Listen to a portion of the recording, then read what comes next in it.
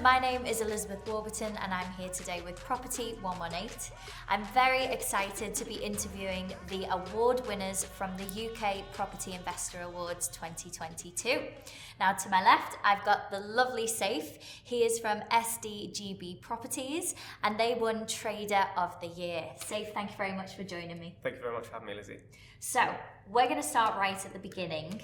It's not going to be your typical property interview today. I want to learn a little bit about you and who you are, not just in business, but out of business as well. Cool. So tell me about little Saif. What was he like growing up? So little Saif growing up was that kind of cheeky chappy at school. I did well at school generally in terms of, getting good grades and whatever, and the teachers used to always love me, but there was a love-hate relationship. So I remember when my parents used to always go in kind of, just to speak to the teachers in general, they used to say, look, he is a lovely person in general, but he's just always up to some kind of mischief in general. So yeah, that's kind of when I remember back, and we used to always go abroad every single year for family holidays. I used to buy stuff when I was abroad and just naturally bring it back and try and sell it for a higher price, or I used to work and do paper rounds and kind of buy stuff from a convenience store and try and sell it higher at school because people couldn't get out to buy that stuff as well. So just naturally there was a bit of a spark in an entrepreneurial journey from when I was like a little kid, basically growing up.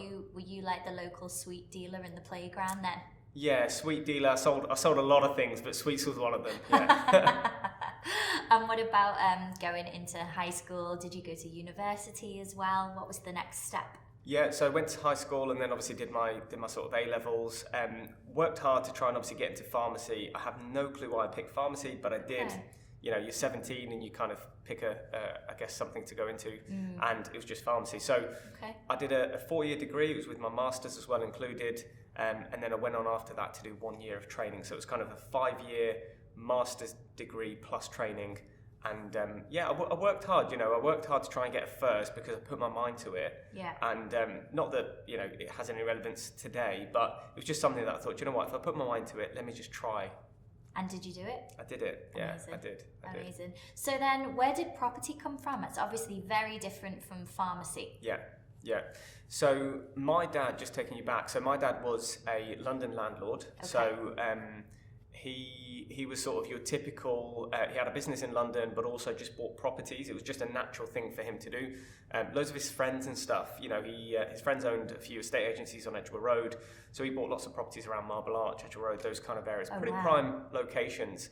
And the issue that he had was the recession, if anyone can remember back to kind of it was 1970s, late 1970s anyway. And, I remember he used to tell me that his interest rates, and we talk about interest rates today and we worry, his interest rates were 18% at that point, which is, yes, fair enough, the property prices were much lower, but it was still very, very high. And I think he took his eye off the ball a bit because he had certain, tenants that weren't paying, and he was traveling quite a bit. And he just ended up not being able to repay back everything and, ended up getting repossessed back then. And it was just something that I thought, you know what, I'm going to take a lot of that and I'm going to try and apply it, but try and learn from all the mistakes. So I did pharmacy for 2 years. I did, the classic corporate super drug boots, worked my way up, couldn't do any more than where I was. Okay. I just found it quite repetitive in general. So I set up a business outside of property. This is before I got into property. And it was a healthcare business. So what I realised and what I looked at was there was someone that called me up, family friend from abroad, saying, look, we need healthcare products. I think it was vitamins at the time. You're local there. Can you call a few of the local manufacturers? Here's a list of them, and just see whether you can help us get these brands into the country and export them. And that's what kind of just started it all. And that fast forward sort of 2 years from there, I was going around knocking on doors for manufacturers in the UK, healthcare products. I tried to stay away from medicines where possible because it's more regulated, but I did a bit of that. And we were saying to them, look, your pricing is here. We won't charge you anything else. We'll just put our margin on top of your pricing. Your focus is on the UK market. You're doing £20 million sales in the UK market. You've not even touched the export markets. We'll open all the doors for you. We'll do all the sales. You've got no overheads to pay us. And basically, if you don't get any sales, you're not going to pay us.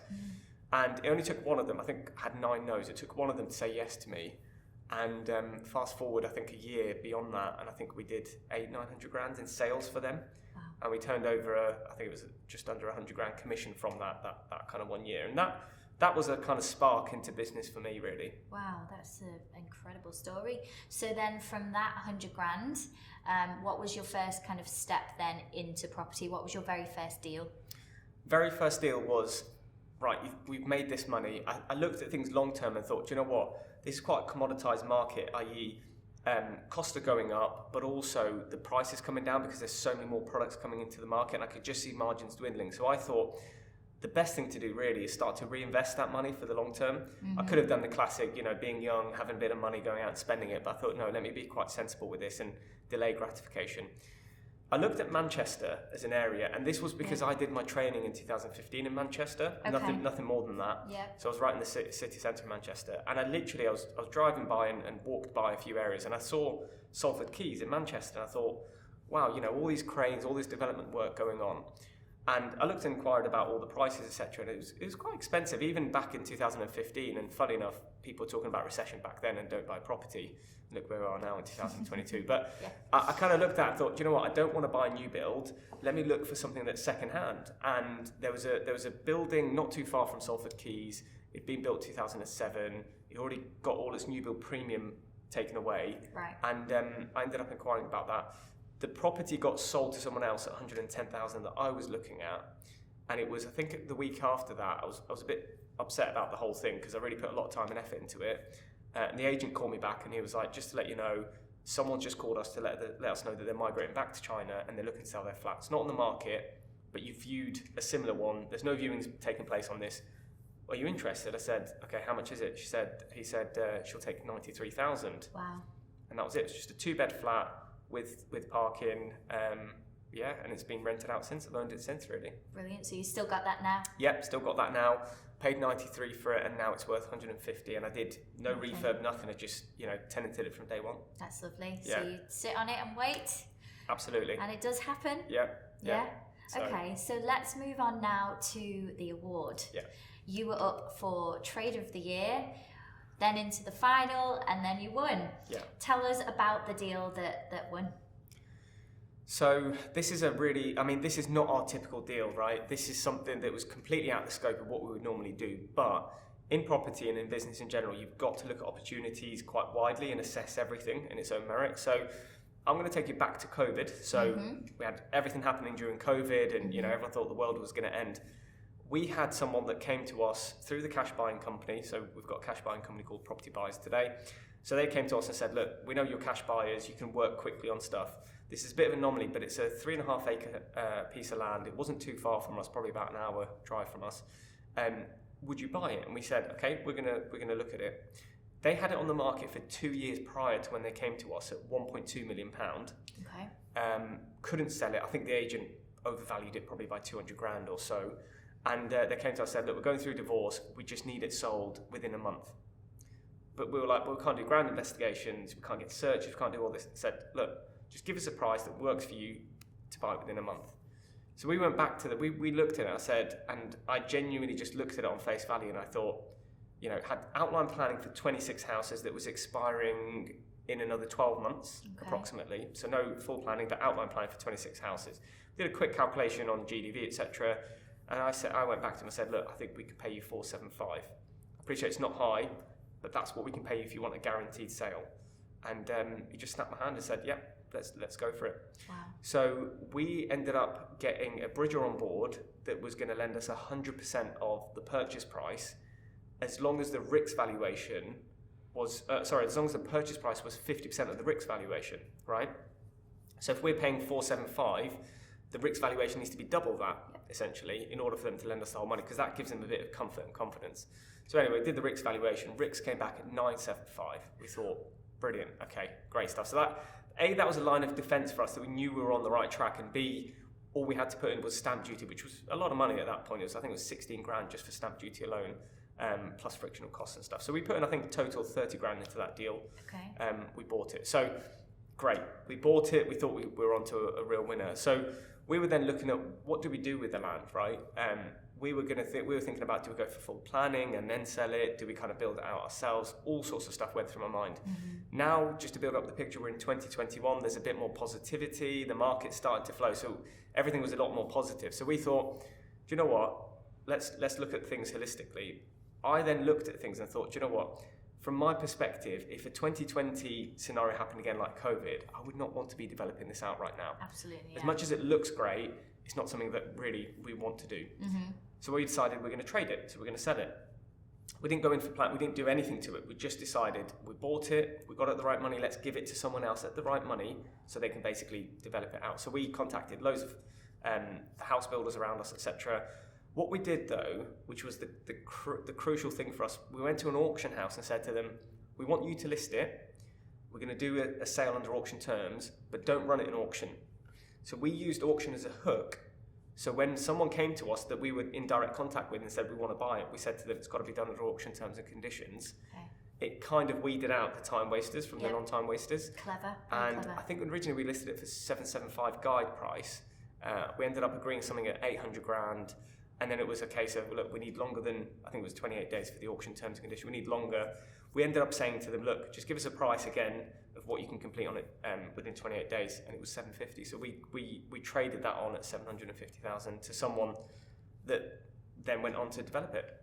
Incredible. So what your profit was just over 300 grand? Yeah. With fees and costs and stuff, it was probably around 275, I'd say, all in. Amazing. Yeah. So sometimes you see, just trading them on, as you say, you take out the risk element both sides, and you still come out with a very healthy profit. You've got a very happy developer and a very happy trader. Yeah, absolutely. Funny enough, the developers actually went in and they got, I believe they got full planning for 40 houses. Wow. With something like, I think it was a £9 million GDV and a build-out cost of around about 5-6 million. So they've stand to make, a lot of money from it. But I quickly recognised that I don't need to make that money and I don't want to take that risk on. So, I was really happy with what we made and we kind of just moved on from it. But look, in any transaction, everyone's got to make money to make it work, right? Yeah, and also you have to hone in on your skills and what you're good at. Trading is obviously a very good strong point. Yeah. Developing to that level, is that something that you want to do even? Or is it not at all. I recognise very quickly that we are not developers, and development is one thing that I just don't enjoy in general. So now our full focus kind of is on the trading. And just another point is, even the people that sold it to us as well, they didn't lose money because I think they either inherited it or bought it at something like, I can't remember, it was 60 or 70 grand. So they still made a lot of money. So everyone still made a lot of money. It wasn't like they bought it for $1 million and had to, sell it for a loss. So, it's quite a win-win situation for everyone in that. Yeah, excellent. Really good story. I love stories like that where everybody wins. Yeah, absolutely. So tell me then about your businesses. I know you do have a few different faces to what it is that you do. So please tell us about those. Sure. So I'll start you at the start of our kind of journey in terms of anyone that comes to us from a business point of view. So we have Property Buyers Today, which is our main, we call it a cash buying business. So anyone that needs to sell their house pretty quickly, let's say 2 to 4 weeks, it needs to exchange, you're very limited in options. Selling in an open market takes you 6 to 9 months. Auction takes 2 to 3 months and it's not guaranteed. So out of curiosity, sorry to cut you there, what is that type of person who needs to sell within a few weeks? What type of situations are they in?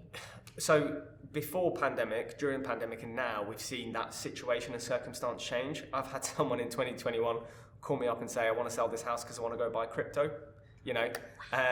At the minute, we've got people calling us up saying, we need to sell this house quickly because we need to downsize. We've had it on the market for a while. It's not really shifting.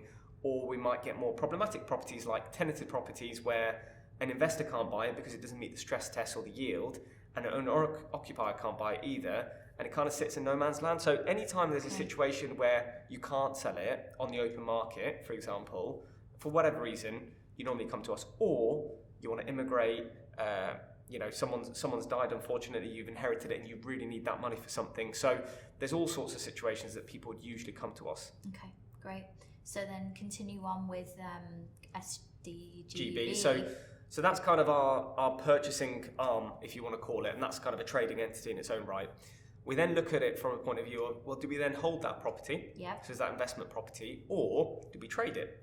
So we might buy it and sell it again through auction, or buy it and sell it through open market, or we might buy it and just hold it, right? So that's the kind of two elements. So that's where it branches out. Now, if we buy it and sell it, that's it. The journey ends there. If we buy it and then hold it, That then goes to our management company, which is Letco. So they manage it, and they do remote management all over the country. I think we manage around about 500 properties remotely all over the country now. And that's kind of the whole journey end to end. We had a few people ask us just, over the last year or so, could we JV, could we do this, could we do that? And we just said, look, we don't want to complicate things. Let's keep things quite straightforward. So for us, we then developed, in that lettings business, we developed what we call a portfolio building business. So for busy professionals, maybe a lot of our customers work in London, they're busy professionals. We help them build a portfolio in the exact same way that we do. So we can get them a deal from the cash buying company. If they need construction or project management, we could do it, and then they end up in the lettings business. So that's an arm of the business that we've kind of set up just, because there was a need and a requirement for it. Yeah. So that's end to end everything that we do. Absolutely. And there's definitely, I'm seeing more and more of a need for that because people are so busy these days. Yeah. They're tied up with full-time jobs. Absolutely. Or they just have no interest actually in property. Whereas if you go to somebody like yourself who lives and breathes and loves what they do, you're in great hands. You have a full end-to-end service. They get their portfolio built, they can go off and do what they want, go and travel and live wherever, and it comes to you guys. Yeah, and we do have a lot of hands-off investors that do travel a lot, and the only way we've done that is we've kept the model really simple, so we focus only on single lets, or we do some kind of supported housing and supported living, because we do want to make sure that the properties are going to have the least hassle possible for the landlord and for us as well. So it's kind of creating an environment where people are looking at stuff from a long-term perspective as opposed to, I want to get the best cash flow out of this, if you see what I mean. Yeah. So it's really the longevity of having those assets. Yeah. So what's next then for 2023? 2023 for us is going to be about focusing on the trading side of things where possible. So, it is going to be an interesting market. I don't think what everyone's predicting of, the market crashing or dropping or anything like that's necessarily going to happen. But I think the trading side of things, where the market goes up or down, we can be quite agile because we're buying quite quickly and we're selling quite quickly. So we're not into something for 24 months. So we won't get caught out. So that's kind of what we're doing there. And a large part of our focus really is on the portfolio building side of things, because part of that is, now we're getting more and more customers coming to us. We're also helping them not only from a point of view of buying and then obviously the project management and then the rentals, but also asset management. So things like, when do you refinance? How do you improve the rental of this? Can you look at supported living, or do you need to look at it from a private rental point of view? What's the advantage? So looking at things holistically rather than just very one-dimensionally, right? So that's kind of what our focus is as well for 2023. Amazing. And I think you're very full on with your businesses. You're working long hours. Your team is growing as well quite rapidly, which is exciting. Do you see yourself slowing down anytime soon, or are you still really in growth phase? I think 2023, and I think for a lot of people anyway, from what I'm seeing, and for us certainly, is all about trying to find balance. Yeah. And I know we always talk about balance, but I think we don't ever find it. There's never a perfect moment. You never have a lot of deals and a lot of cash, right? It's always a case of either too many deals, or too much cash. So I think for us, it's about trying to find balance, and that's balance in personal life. Yeah. That's balance in, forming habits. We were talking about forming habits. Yeah. So, things like, have I gone to the gym 3 times a week? Doesn't matter which days, just 3 times a week. Have I done that? Can I tick that off? Have I done 7,000 steps a day, for example? So I really want to try and make sure we form really good habits this year. And if that means, I'm not necessarily saying slowing things down, but just not taking on every opportunity that comes our way, then so be it, because it gives us full focus. So I think it's just going to be a bit about less is more, but focus on the stuff that's working well and scale that up for us really for this year. There's a really powerful thing, isn't there, now about saying no to things that don't serve you, whether it's in business or whether it's in personal life. And it can be quite empowering, I think, once you really take control of your time a little bit more. That's something I've done this year as well, which has been great. Brilliant.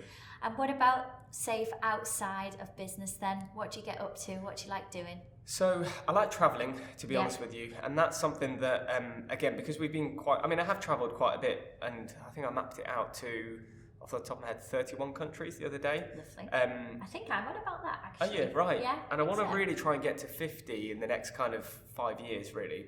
So this year we've had it on our minds for a while, Japan. So it's been a real place that we really want to visit, but it's just one of those places that you can't kind of just book last minute to when you go to Europe. So it requires a lot of planning. So that's somewhere, my mum's always wanted to go to Japan, and it's just not somewhere that my dad's ever going to take her. Now we've got obviously a 1-year-old as well, and we just said, you know what, it's a really good opportunity for me to be able to take her and just go explore. Just so we want to go there for sort of 2-3 weeks, explore. I've got the team now, so you know I will be putting an out of office on, and I will try and make sure I take that time out. So that's kind of a bit about what we're going to be doing traveling. So there's going to be other countries as well this year. Lovely. Also, we've started a podcast as well. So I know people think podcast is part of their business, but actually we looked at it as a bit of a hobby for us. I mean, similar to you, I love interviewing people. I like asking questions and hearing all their backstories. And I know, obviously, I know a lot of people in property, but I know so many people outside of property. And it's all about trying to understand how people got into what they're doing, and also what they're doing, because you know, property is obviously one side of things, but the business side of things is really, really interesting as well. So yeah, that's kind of another thing that we're doing really is the podcast, and yeah, just freedom to be able to spend time with the family. So you know, taking the little one to swimming, to the gym, etc. It's pretty cool. Yeah, nice. That sounds lovely. I think Japan is an amazing place. I lived there for a year. Oh wow! So I'll give you plenty of tips. That's cool. On there. And speaking of tips, for somebody just starting out in property, what little piece of advice would you give? So something that relates back to what I've said at the beginning is don't look at the market. Try and, especially if you're coming into this from a long-term aspect point of view, try and look at things from a point of view of just buying a property because you've then executed. So you've then taken on all of the challenges of solicitors and mortgage brokers and everything else, and you've kind of you've got that now under your belt. So it doesn't necessarily need to be the best deal in the world, but just start that journey, start doing what you need to do. And you know, as I've shown you as well, back in 2015, people were talking about recession then, and I bought that property at 94,000. It's now worth 150. So trying to be in the market and not trying to time the market. I know a lot of people talk about that, but it's just so powerful. So yeah, learning from that as well, because you're executing is so much better than just procrastinating and waiting for that right moment. Yeah, there's never a right moment. No, there isn't. Absolutely. No. And for anybody interested in applying for an award this year at the UK Property Investor Awards, what advice would you give there? Has it been a positive experience for you since you've won? Yeah, definitely. I mean, I remember back to that celebration, to be honest with you. I know a lot of people talk about it as well, but that celebration genuinely came quite naturally. So I didn't realise it, I didn't expect it even, but it was amazing. That feeling, I can't explain it, and I'll never get that feeling again probably, but it was a really, really good feeling. So look, I mean, from my perspective, I never really looked at awards before. It was head down, just get on with the work. But I really do think awards is a really good way, a tangible way, for you to kind of look back and say, that's a part of your success. You know, just take your head out a bit of the water and actually look at what's going on. And actually winning an award is an amazing feeling. So look, you know, at the end of the day, you're never going to know until you try. Just go for it, apply for it, but don't ever try and do it half-heartedly. Try and go for it and put all your time and effort into actually trying to win it, rather than kind of just doing it because it's there. Yeah. And for anybody who doesn't know, Saif stood up on his chair and gave the biggest celebration when he won. I'll never forget that. Yeah, that's on social media, so it is. We will not get away from that. Well, thank you so much for taking the time today. It's been a pleasure having you with us, and thank you everybody for watching.